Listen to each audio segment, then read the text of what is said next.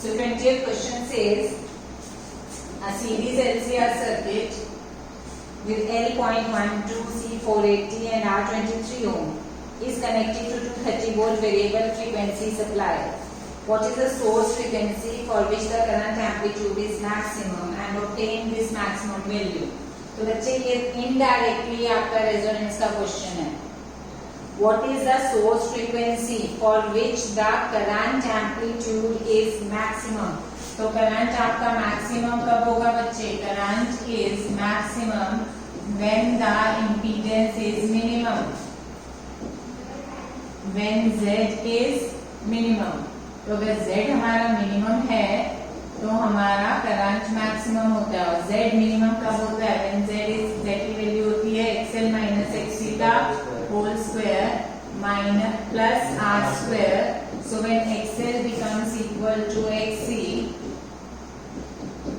if XL is equal to XC, Z is equal to R. This is the minimum value of Z, and so for this we will have the maximum value of current. तो हमें practically सिर्फ ये पता होना चाहिए कि at Z is equal to R, the current is maximum. तो उसने हमें बोला कि what is the source frequency for which the current is maximum? तो omega is equal to 1 upon root LC when XL is equal to XC. If XL is equal to XC, this means that omega R is equal to 1 upon root LC. तो practically आपको सिर्फ ये frequency निकालनी है क्योंकि इस frequency पे हमारा Z becomes equal to R. XL is L omega and XC is 1 upon C omega. तो omega square is 1 upon LC और omega is 1 by root LC, and this is the resonance frequency at which current is maximum, impedance is minimum. What is the source frequency for which the average power absorbed by the circuit is maximum? तो average power absorbed हमारे पास LCR circuit का power का formula क्या होता है? VV IV cos phi. तो अगर आप चाहते हैं कि पावर मैक्सिमम हो जाए, power is maximum, it means cos phi should be equal to 1, means phi should be equal to 0, and phi should be 0 का मतलब हुआ current and voltage are in the same phase. If current and voltage are in the same phase, क्योंकि ये जो phi होता है ये phase difference है. Phi is the phase difference between current and voltage. V and I का जो current phase difference है वो phi होता है. तो अगर phi 0 है तो फेज डिफरेंस 0 है. So it means I and V are in the same phase, which is the situation in the resistive circuit. ठीक है? This means the circuit should behave like the resistive circuit. This means Z should be equal to R, the same omega R. Second part का भी answer यही है. सिर्फ question indirectly given है कि what is the source frequency for which the power absorbed by the circuit is maximum. तो ये जरूरी नहीं कि आपके दोनों क्वेश्चन, आपको एक क्वेश्चन ही हम ले सकते हैं. In the series LCR circuit at what frequency is the power absorbed maximum, at what frequency Z is minimum, at what frequency current is maximum. इन सब का आंसर एक ही है, omega R is equal to 1 by root LC. तो resonance पे power consumed क्या होती है? Maximum. ठीक है? Then obtain the value of this maximum power. तो मैक्सिमम पावर की वैल्यू होती है VV/IV या V0I0 by 2. अगर पीक है तो by 2 कर दो, RMS है तो दोनों की RMS वैल्यू निकालनी पड़ेगी, और IV जो है वो हमारे पास VV अपॉन R होगा. ठीक है? रेजोनेंस पे एंड वोल्टेज की रेटेड वैल्यू आपको दे रखी है, तो यहाँ से आप इससे निकालेंगे.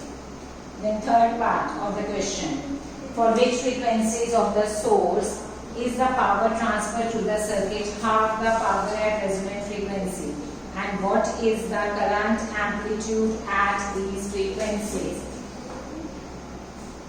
यही कंसेप्ट मैंने आपको अभी पिछले क्वेश्चन में भी बताया था कि रेजोनेंस पे क्या क्या होता है वो हमें सब पता होना चाहिए. At resonance XL is equal to XC, omega R is 1 by root LC, ठीक है, Z is equal to R, minimum current is maximum, power absorbed is maximum,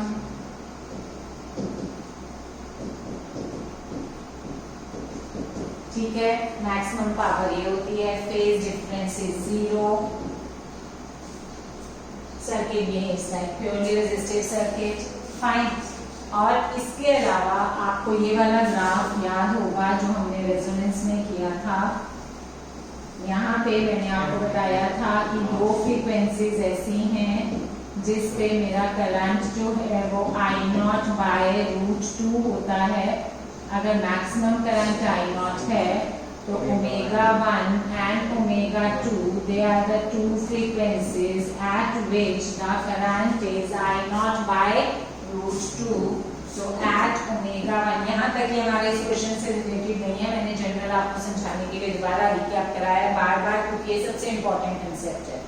fine, जो हमारा इस क्वेश्चन में उसने पूछा है third part, for which frequencies the source power is the for which frequencies of the source is the power transferred to the circuit half the power at resonance. So half the power at resonance is यानी इसका half हमारा power जो होता है वो ω1 और ω2 पे power is half the maximum power and current is I0/√2. ये इंफॉर्मेशन आपको याद रखनी पड़ेगी, where ω1 is ωr minus delta omega and ω2 is ωr plus delta omega. ठीक है, and how will you find that delta omega? ω1 और ω2 कैसे निकालोगे? उसके लिए हमें 2 डेल्टा ओमेगा चाहिए, मतलब बेसिकली हमें डेल्टा ओमेगा चाहिए। तो how will you calculate this delta omega? ω1 और ω2 वो फ्रीक्वेंसीज हैं जिसपे हमारा करंट जो है वो I0/√2 है, पावर जो है वो हाफ द मैक्सिमम वैल्यू है। ठीक है, तो अब ये फ्रीक्वेंसीज तो हमारी ω माइनस डेल्टा ओमेगा और ω प्लस डेल्टा ओमेगा होती हैं। बट डेल्टा ओमेगा कैसे निकालोगे? ω तो आपने निकाल लिया, ω तो इज नो प्रॉब्लम, आपने 1/√LC कर दिया। How will you find delta omega? जल्दी बताइए।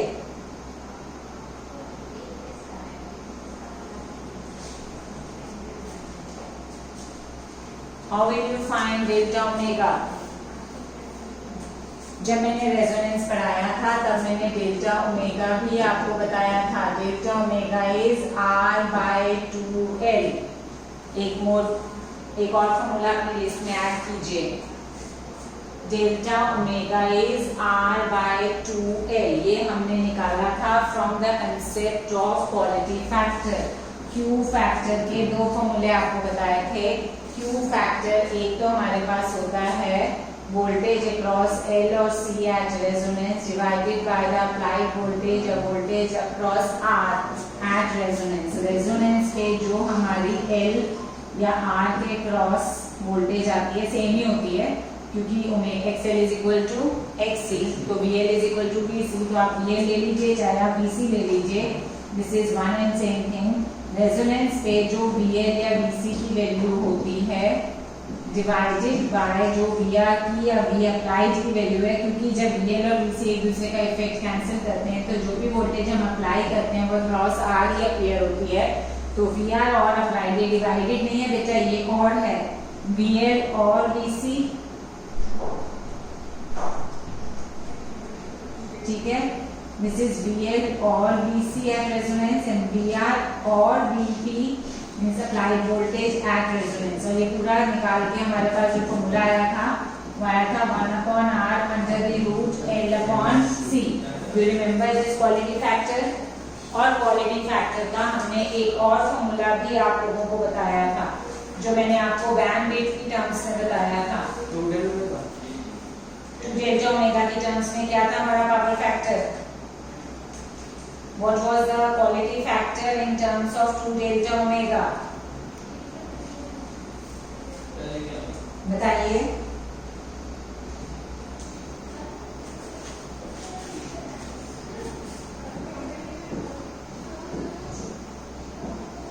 हमारा एक क्यू फैक्टर का फॉर्मूला होता है ओमेगा R/2 डेल्टा ओमेगा। और एक होता है 1/r/√L/c और omega r is also 1/√LC। जब आप इन दोनों को इक्वेट करते हैं तो you get delta omega as r/2L। तो हमें वो फ्रीक्वेंसी चाहिए जिसपे हमारा करंट I0/√2 हो जाए, पावर हाफ द मैक्सिमम हो जाए, और उस पे हमें चाहिए वो फ्रीक्वेंसीज है हमारी ओमेगा 1 एंड ओमेगा 2। तो ओमेगा 1 एंड ओमेगा 2 पे हमारी पावर हाफ द मैक्सिमम हो जाती है बच्चे। और ये ओमेगा r आप निकाल चुके, डेल्टा ओमेगा के लिए you remember this formula, it is r/2L। तो r/2L से आप डेल्टा ओमेगा निकाल के add and subtract from resonance frequency, you will get those frequencies at which the power is half the maximum value. Is this point clear to you? Fine. That is a Q factor of the given circuit. वो तो आपको ये याद ही है, 1/r/L/C.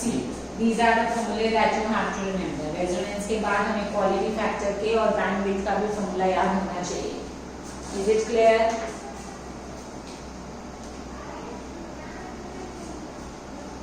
Group has left.